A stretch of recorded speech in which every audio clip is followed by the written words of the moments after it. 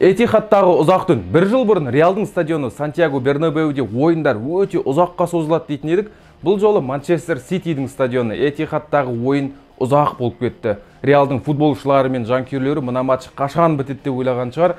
4-0 Манчестер Сити Реалды аяған жоқ. Бұл екінші тайм арнасы, мен Есет Төлеш. Бүгін жартылай финалдағы Манчестер Сити мен Реал арасындағы ойын жайында кішігірім Чемпиондар лигасының биылғы финалы туралында сөйлесеміз. Кеттік. Негізі жеребеден кейін бірден бәрі Манчестер Сити Реалды жартылай финалда оп-оңай өтеді деген болатын. Бірінші матчта да 1-1 есебі тіркелді. Реалдың жағдайы қиындау болды. Ал қарымта матчта тек Реалдың жанкүйерлері ғана сенді.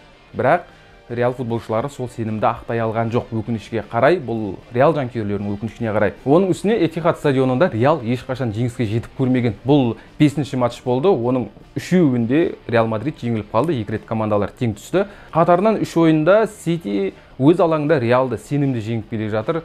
2020 жылы, былтыр 2022 жылы және биыл 23 жылы өз алаңында Реалдан басым түсіп отыр. Әзірше алынбайтын қамал болып тұр Ситидің алаңы. Негізгі құрамға қысқаша тоқталып өтетін болсақ, Пеп Гвардиола жаңаша ештеңе жасаған жоқ. Негізі Гвардиоланың өзінің бір бас ауруы бар еді ғой бұрын. Чемпиондар лигасындағы бір маңызды матч алдында бір ерекше дүние жасап шығамын деп ақыр аяғында жеңіліп қалатын еді. Содан сабақ алған секілді Реалға қарсы қарымта матчқа ешқандай тың ештеңе жасаған жоқ. Бір апта бұрын Мадридте кім ойнады? Дәл сол ойыншылар қарымта матчқа да алаңға шықты.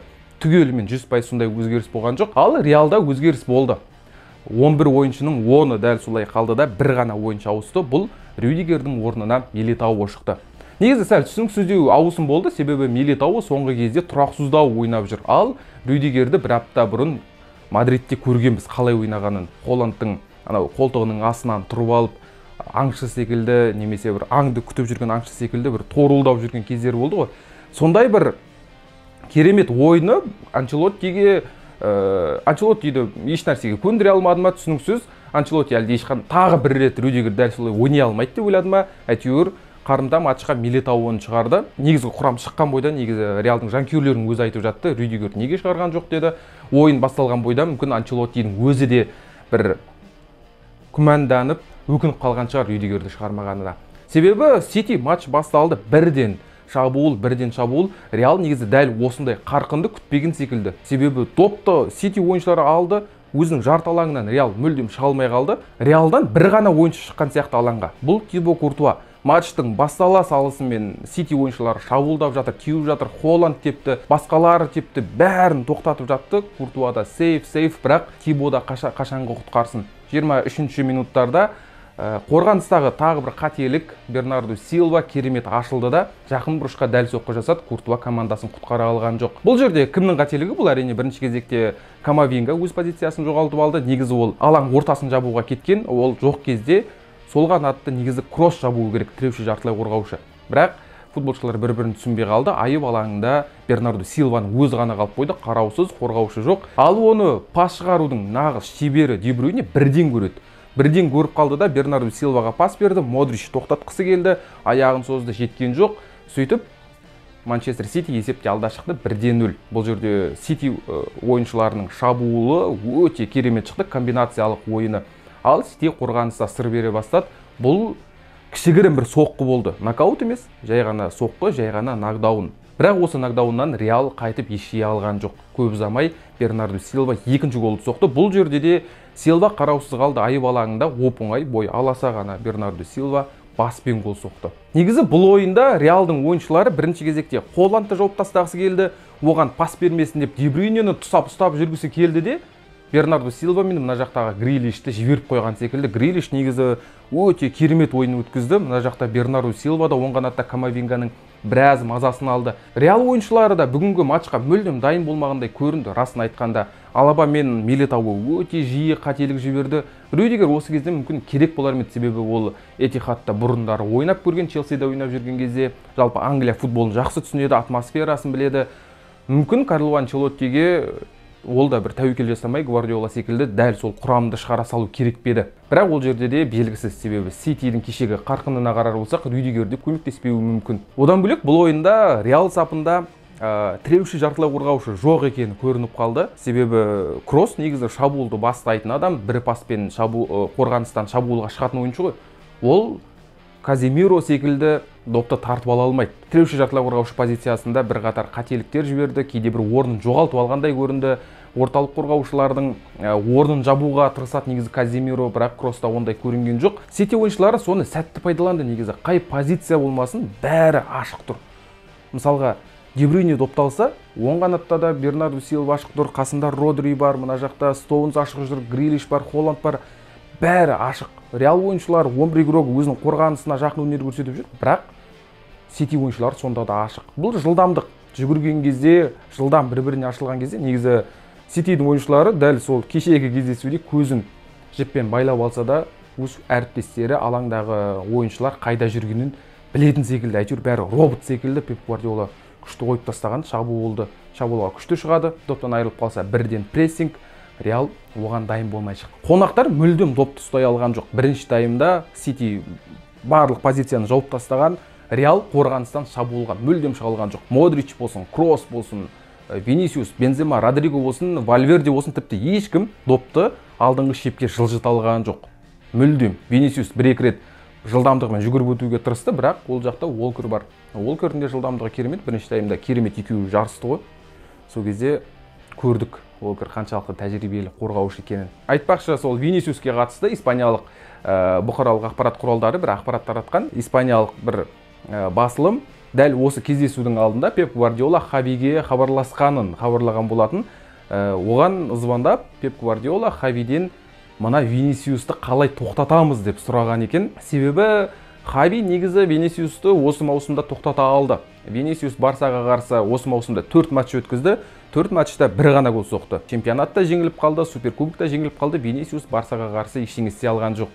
Тек кубоктың жартылай финалындағы қарымта матчта ғана өзін көрсете алған. Хави қандай кеңес бергенін білмеймін Пеп Гвардиолаға, бірақ Гвардиола Винисиусты бүгінгі ойында, кешегі ойында толығымен жауып тастай алды. Бірінші таймда 0-2 есебі тіркелсе де, Реалдың фанаттары камбек күтті.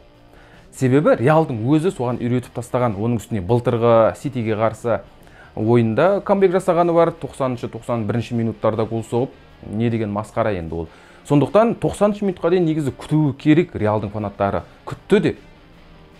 Бірақ екінші таймда сол ойынды өзгертіп жіберетін ойыншы болған жоқ. Былтыр Родриго Джокер болатын. Екінші таймда алаңға шығады да жылдамдықты арттырады, ойынның жылдамдығын арттырады, сөйтіп камбек жасаған еді Реал талай рет. Бірақ кешегі ойында Родриго негізгі құрамда болды, ал екінші таймда жылдамдықты арттыратын кім бар? Ешкім жоқ. Команда жеңіліп жатыр. Анчелотти амал жоқ. Шабуылдаушы ойыншы емес, қорғаныстағы Рюдигерді шығарды. Сөйтіп Модричті алып тастады. Одан кейін Реал ойыншылары допқа иелік етіп жүргенімен мүлдем дым жасай алған жоқ. Манчестер Сити екі түрлі тайм көрсетті негізі. Бірінші таймда шабуылдай берді, сөйтіп 2 гол соғып алды. Екінші таймда енді қорғаныстың үлгісін көрсетті. Реалға допты беріп қойды, қарымта шабуылдарға иек артты, сөйтіп қорғаныста бүкіл позицияны жауып тастады. Керемет қылып бетон жасап тастады қорғаныста, сөйтіп Манчестер Ситидің қақпасына ешқандай қауіп төнген жоқ. Эдерсон негізі біраз іші пысып кетті. 90 минуттың ішінде 1-2 рет қана сейв жасады. Кросстың тепкені бар. Ол кезде маңдайшаға тиді, одан кейін Алабаның тепкені бар. Сондай мүмкіндіктер өте аз негізі. Оның өзі бір керемет мүмкіндік болған жоқ Реалда. Бұл жерде командалардың құрамдағы тереңдігі де маңызды рөл атқарды. Сити мысалға 2-0 есебімен жеңіп жатыр. Екінші таймда жайлап қосалқы құрамның ойыншыларын шығара бастады. Олардың өздері ойынды өзгерте алатын футболшылар. Мысалға Альварес шықты, Фоден шықты, Марес шықты. Шабуылды күшейте алатын Сентур Минатайн деген ойыншылар. Ал Реалдан кім шықты? Бірінші таймда, екінші таймның басында Рюдигер шықты қорғанысқа, одан кейін шабуылға бір дем береді деген үмітпен Асенсио ғана шықты. Болды. Азарды шығарама, Марианоны шығарама белгісіз. Реалдың үздік 11 ойыншысы бар, негізгі құрамда ойнайтын. Болды.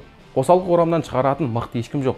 Асенсионы шығарады, ол кейде гол соғады, кейде мүлдем көзге түспейді. Гол соққанда да көбіне алыстан гол соғады, болды. Бензема ойыны жүрмей жатыр. Бенземаны ауысырып тастай ала ма? Жоқ. Бенземаның орнына Марианоны шығаруы мүмкін. Мариано не істейді? Мариано тіпті допқа жанаспауы да мүмкін. Кеше мысалға Ситиде Холландтың ойыны негізі жүрді ғой, бірақ ол шаршап қалды. Матчтың соңына қарай оның орнына Альваресті шығара салды. Әлем чемпионы болса 1 гол соқты, 4-0 қылды матчты. Сол секілді қосалқы құрамдан шығатын шабуылшы Реалда өкінішке қарай жоқ екен. Ал енді Анчелотти осы маусымнан кейін Реалдан кете ме, кетпей ме? Осы мәселе болып тұр. Реалдың кейбір фанаттары Анчелотти қартайды, орнына жаңа бір бапкер керек деген секілді бір ұсыныстар, талаптар айтып жатыр. Бірақ Анчелоттидің келісімшарты 2024 жылы аяқталады. Маусым барысында Реал Чемпиондар лигасын жеңіп алмаса, Анчелоттимен қоштасады деген ақпарат шыққан. Бірақ кешегі ойыннан кейін Папа Карлоның өзі бұл ақпаратқа қатысты өз пікірін білдірді. Ол ешқайда кетпеймін деді. Менің әлі тағы бір маусымдық келісім шартым бар. Сол маусымда жұмыс істеймін, Реалдан кетпеймін деген ақпарат айтты. Мүмкін жазда бір нәрсе өзгеріп қалар, бірақ дәл қазір Реал басшылығы да Анчелоттиде арақатынасты үзетін ойы жоқ. Ал Манчестер Ситиші дәл қазір Ситиді тоқтататын ешкім жоқ. 2009-2011 жылдар арасындағы Барселона болды ғой, Гвардиоланың Барселонасы. Бүкіл Еуропаны, бүкіл әлемді шошытқан Барселона болатын. Требл жасады, Чемпиондар лигасын 2 рет жеңіп алды сол Гвардиола. Дәл қазір сол кездегі Барселона секілді мықты бір Ситиді жасап шықты. Гвардиолаға дейінгі Манчестер Ситиден бір ғана ойыншы қалған. Бұл Кевин Де Брюйне. Ал Гвардиола жыл сайын трансферлік кезең сайын команданың әр позициясын ақырындап күшейте берді. Қазір мықты бір ұжым жасап шықты. Әр позициясында мықты ойыншылар бар. Бір ойыншы жарақат алып қалса, орнын жоқтатпайтын, бірден ауыстыра алатын ойыншылары жетеді қосалқы құрамда. Керемет ойыншыларды таңдап алды, шертіп тұрып таңдап алды. Холланд бар, гол соғатын, пас беретін Де Брюйне бар, қос қапталда кеше Бернардо Силва мен Грилишті көрдік. Оларға бір нәрсе болып қалып жатса, Марез бен Фоден бар. Әйтеуір ойыншы жетеді. Ситиде жас таланттардың бірі саналатын. Холландта жас талант қой енді. Одан бөлек тағы Хулиан Альварес бар, әлем чемпионы. Ол да алаңға шықса жиі гол соғады негізі. Осындай мықты ұжым жасап шықты. Дәл осы Ситиді жеңу қазір мүмкін емес, меніңше. Гвардиоланың командасы өте керемет ойнап жатыр. АПЛ чемпионы деп айта беруге болатын шығар. Англия премьер лигасын жеңіп алды. Осы демалыста бір матчта Сити жеңіске жетер болса, Англия чемпионы атанады. Ал алда Чемпиондар лигасының финалы мен Англия кубогының финалы күтіп тұр. Англия кубогының финалында Манчестер Юнайтедпен кездеседі. Ал Чемпиондар лигасының финалында Интермен күш сынасады. Ал Пеп болса, осы бір Чемпиондар лигасын жеңіп алайыншы деген арманына жетуге жақын биыл. 2011 жылы Барселона мен Чемпиондар лигасын жеңіп алған, содан бері 12 жыл өтті. Баварияны жаттықтырды, болмады. Ол кезде айтпақшы Реал 4-0 есебімен жеңген болатын. Пептің Бавариясын бүгін кеше қайтарды деуге болады. Одан кейін Ситидің тізгінін ұстаған, Ситимен де жол болмай жүр, бірақ 2021 жылы финалға шыққан болатын Сити ол кезде Челси тоқтатқан еді. Гвардиоланың бұл Чемпиондар лигасындағы 6-шы финалы. Оның екеуін ойыншы ретінде өткізген 1992 жылы. Сол кездегі Еуропалық чемпиондар кубогының соңғы маусымы болатын. Барселона финалға шықты. Ол кезде Гвардиола 20-21 жастағы жап-жас футболшы еді. Бірақ негізгі құрамда өнер көрсетіп жүрген. Сол кезде финалда Самдорияны жеңді. Есеп 1-0 болған, қосымша уақытта овертаймда Куман гол соқты. Кейін 1994 жылы финалда ойнады. Ол кезде Миланнан жеңіліп қалған 4-0 есебімен Миландық команда Барселонаны тасталқан еткен еді. Ал Гвардиола бапкер болғалы 4 рет финалда ойнайын деп тұр, 4-ші рет. Бұның екеуінде жеңіске жеткен. 2009 жылы және 2011 жылы Чемпиондар лигасын жеңіп алды. Екеуінде де финалда Манчестер Юнайтедті жеңген болатын. Ал 2021 жылы жаңа айттық, Челсидан жеңіліп қалды. Енді тағы бір мүмкіндік туындап тұр. Ситиде негізі тарихы жоқ команда деп жатады ғой. Негізі Ситиге жаңа бір деңгейге шығу үшін Бавариямен, Барселонамен, Реал Мадридпен бір деңгейде тұру үшін бұл командаға Чемпиондар лигасы қажет, ауадай қажет. Тарихи матч болды кеше, расын айтқанда, тарихи жартылай финал Реал Манчестер Сити үшін. Осыны жеңіп алу керек негізі Ситиге, себебі Чемпиондар лигасын жеңіп алмаса, ол ешқашан топ деңгейдегі команда болмайды, бұл тарихи деңгейде. Енді финал 10-шы маусымда өтеді. Стамбулда, Түркияның қаласында Чемпиондар лигасының финалы Манчестер Сити мен Интер арасындағы кездесуді көреміз. Бұл Интер мен Манчестер Сити өзінің тарихында бір-бірімен ешқашан кездесіп көрмеген ресми ойындарда. Бір-екі рет жолдастық ойындар өткізгені бар, ал ресми кездесуде ешқашан кездесіп көрген жоқ. Ситидің енді Чемпиондар лигасы жоқ тарихында, бұл екінші финалы. Ал Интер болса 3 рет Чемпиондар лигасын жеңіп алған, оның қателеспесем 1964-65 жылы және 2010 жылы. Бүгін қай күн? 18 мамырда Сити Еуропадағы ең үздік команда, ең үздік. Оларды тоқтататын кім білмеймін. Интер тоқтата ма? Әрине мүмкін, бір ғана матч, бірақ сену екі талай, расын айтқанда. Көрейік. 10 маусымда аз ғана уақыт қалды. Бүгінге осы кішігірім бір ой толғау болды. Пікірлеріңді, жалпы матч туралы бір қорытынды ойларың болса, комментарийге жаза отырыңыздар, лайк басыңыздар, каналға жазылып қоюды ұмытпаңыздар. Сау болыңыздар.